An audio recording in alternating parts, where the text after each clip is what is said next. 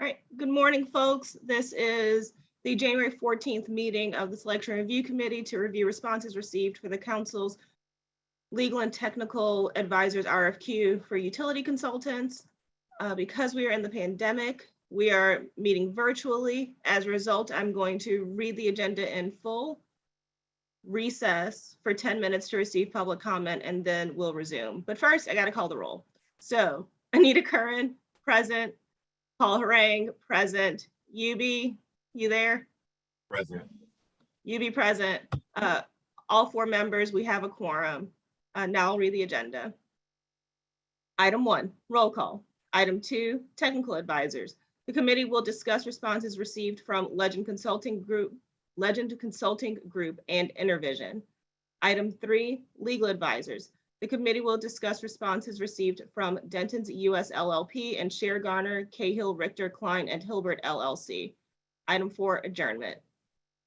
We are going to recess now. It is about 9:05, so we're going to recess for 10 minutes to receive public comment. So see you around 9:15.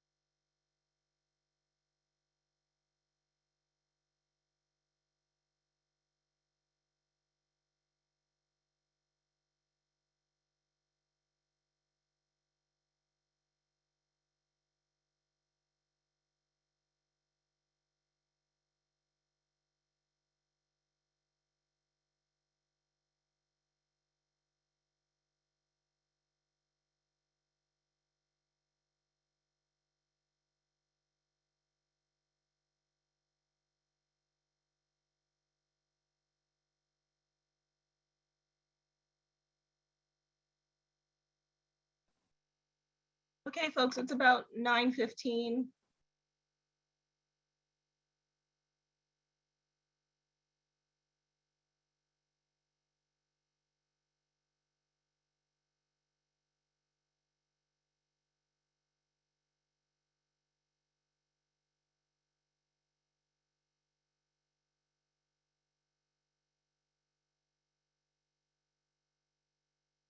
Okay, great. I'm gonna recall the roll to recertify that we have a quorum.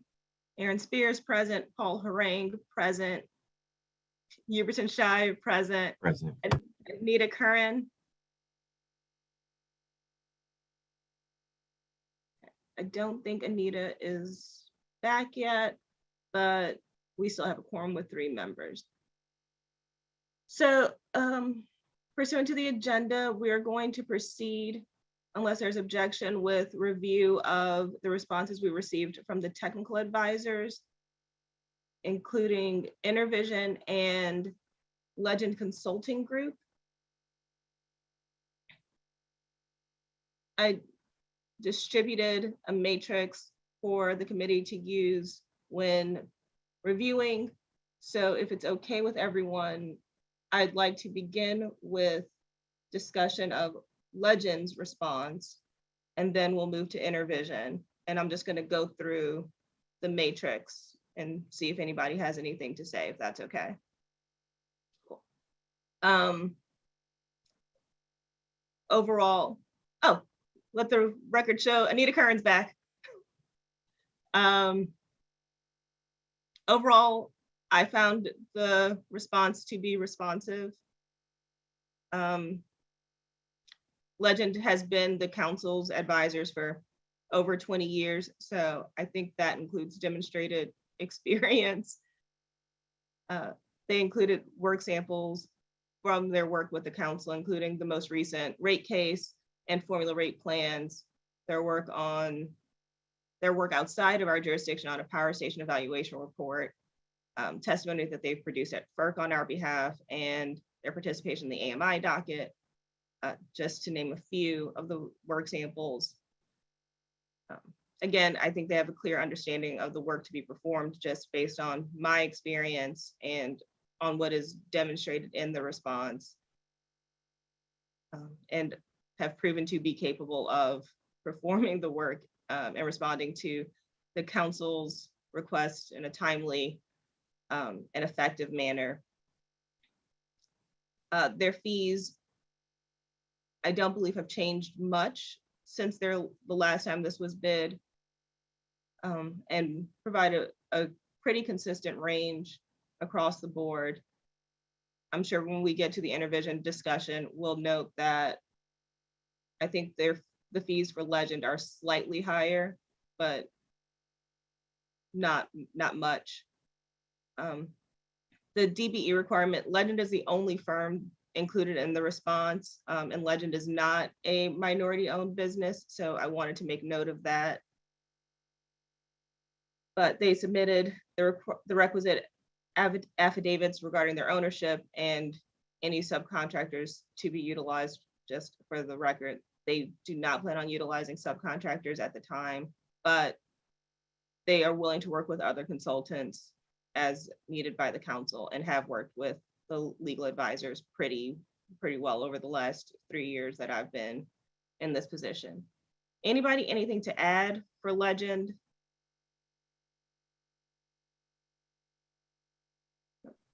Not really. I think I had the same observation on the fees and the DPE requirement that you had. Thanks, UB. Moving on to Innervision. So again, I found them to be responsive based on what they submitted for review. They do have a demonstrated experience in rates and marketing power supply. Also have experience in other aspects of the council's UCTTC responsibilities, so telecommunications, broadband, fiber, and they are working with engineering firms to help beef up their technical advice in this area. They submitted work samples, including work with the LPSC and the Tennessee Valley Authority, fallout from Winter Storm Uri in Texas, and ERCOT, contract administration with co-ops in different electric utilities, and negotiating contracts, all of which I find important when we are negotiating things like rates and formula rate plans and settlements in various dockets. I think that experience is valuable. Again, it seems clear to me that they understand the work to be performed. They have a long list of areas that they provide service in, including power supply planning, integrated resource plans. As you all know, the council conducts triennial IRPs, power supply solicitation, RFPs, energy management, risk management, power generation and power construction, contracting, DSM and energy efficiency. So, and that's just to name a few. There's a longer list supplied in the response. They, in terms of capability of providing consistent, timely services, there are 6 team members that would be assigned to the council's work, in addition to a subcontractor that would be assigned based on the work assigned to Innervision. And given the number of clients the firm currently represents and the work conducted, they seem able to perform the work in a timely manner. As we've noted previously, their fees are slightly lower than what Legend Consulting Group has proposed, but seem to be on par and not out of the ordinary. And also both firms agreed to accept a not to exceed cost requirement. I forgot to mention that. And it's important to note that Innervision is a woman-owned business, and they're working on their certification to that effect.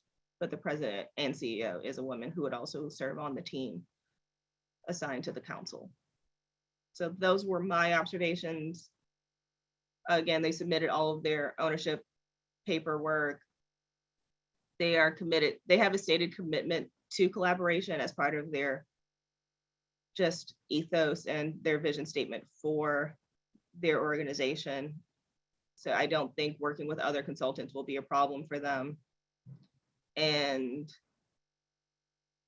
I also would like to note that Innervision represents 2 electric cooperatives that do work in CLECO. So they're familiar with Louisiana as a jurisdiction. Not New Orleans, but pretty close in Louisiana. Anybody, anything else? Could you talk about Legend's ability to work with the broadband and fiber?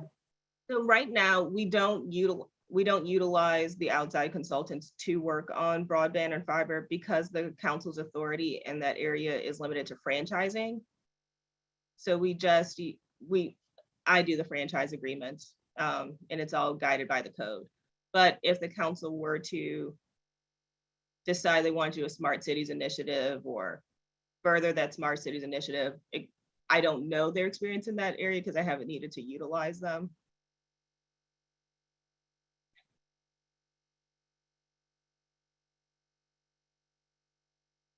Cool. Anything else? All right. I would like to move on the technical advisor aspect before we move on to the the legal aspect of the RFQ. So I would move to find both respondents responsive and to submit those responses to the council for their consideration. A second. Okay, all those in favor? Aye. Aye. Any opposed? Okay. The motion carries unanimously. Cool.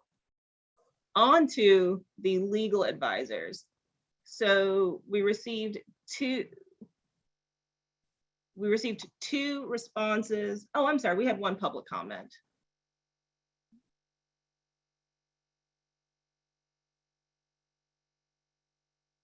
We had It's not, it wasn't assigned a, oh, it's on the legal advisors. We're still good. All right, good to know. Just needed to check that. So on the legal advisors, we had two respondents, Denton's US LLP and Cher Garner, Cahill, Richter, Klein, and Hilbert. If it's okay with everyone, I'd like to start with Denton's. So overall, found them to be responsive. Denton's has been the council's, or the lead advisor for Denton's has served as the council's legal advisor for almost 40 years. And the team has grown and changed over that, but still over that period of time, but still under his leadership. The representation has included participating in dockets, developing policies, litigation at the federal, state, and local levels. Also, just to put a finer point on the federal piece, they do represent the council at FERC and in MISO and OMS matters. The work samples submitted included the Renewable and Clean Portfolio Standard rules, their appeal brief for the litigation dealing with the New Orleans Power Station.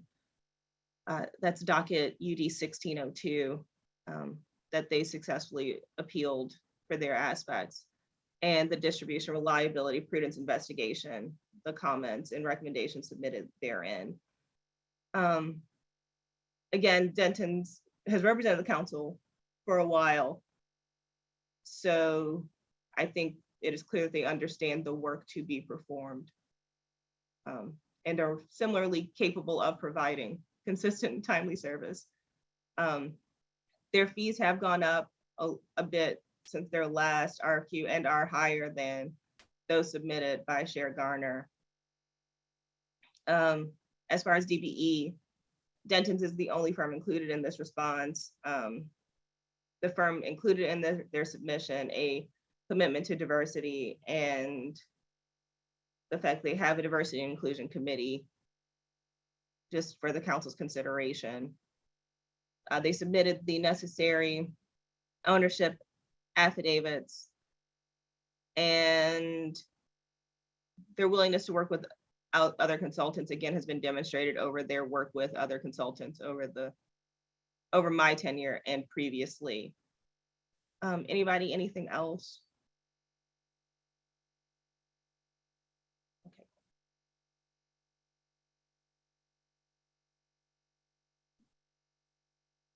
To the Cher Garner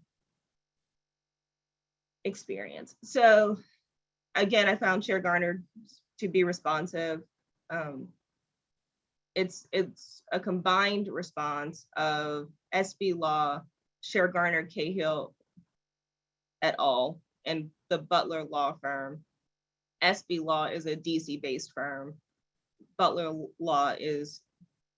and Cher Garner are both local. I believe the Butler firm is based out of Kenner, but does a lot of work in New Orleans. The work samples submitted include work at FERC. This RAIN C2 representation is a Cher Garner client, where Cher Garner has represented them in matters before FERC and the LPSC and negotiations with Entergy Louisiana. So again, familiarity with a similarly situated state body. The Athens Utility Board and Tennessee Valley Authority, I believe, was represented by SB Law, but again, a similarly situated unique entity. And FERC proceedings, we have a lot of matters before FERC, so experience in that area is very important. Understanding of work to be performed, SB Law has extensive experience before FERC, and though it's a small firm, Cher Garner has committed to supporting them with their DC office. And Cher Garner has a lot of local litigation experience, including representing the council in the NOPS appeal.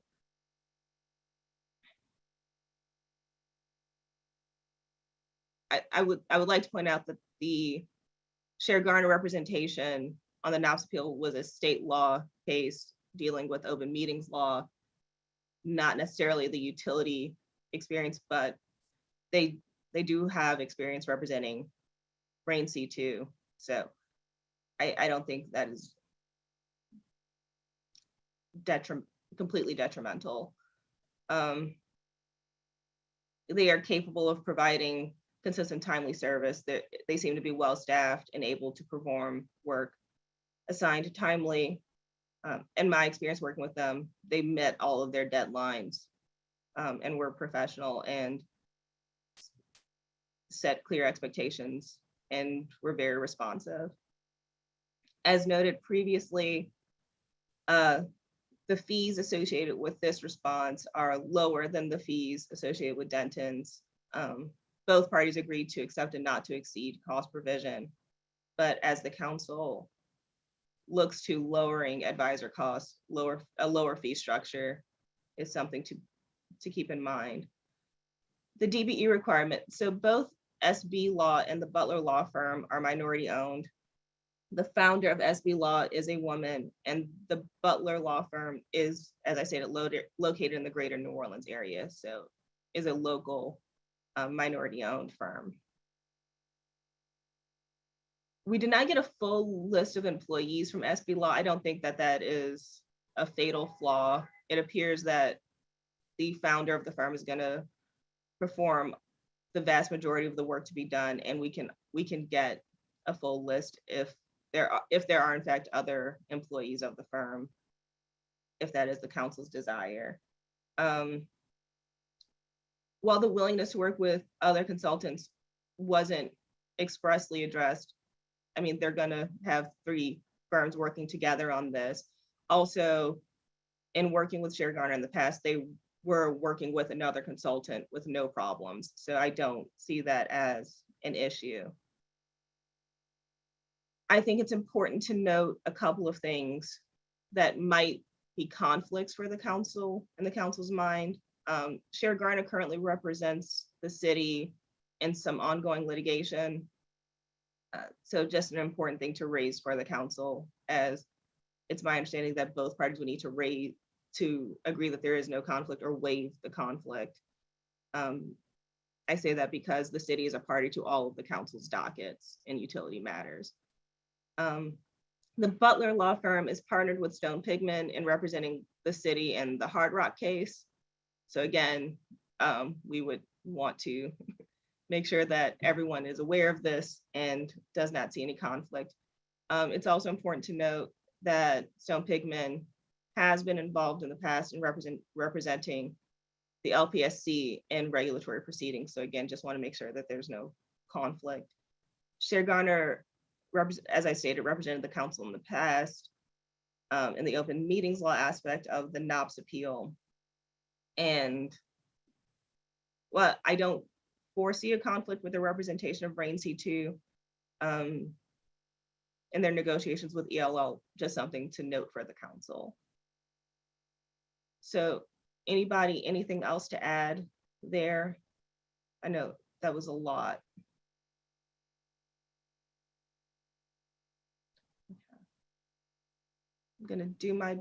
I'm gonna read this public comment. Give me just 1 second to make sure I have the full text.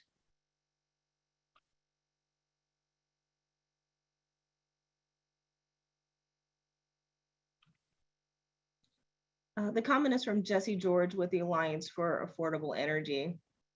He says, we urge the council to consider a docket by docket approach to advisory contracting, which could cut costs and allow for issue-specific expertise for particular dockets. We further encourage the council to continue the expansion of the Council Utility Regulatory Office that began last year so that we can exchange our reliance on expensive contracts with out-of-state firms for local in-house expertise.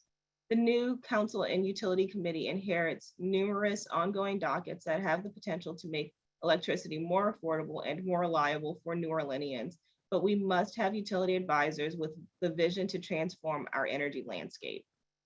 That is the only comment we received. So with that, I'd like to make a motion to deem both respondents responsive to this and forward both respondents and their responses for full consideration by the council. Second.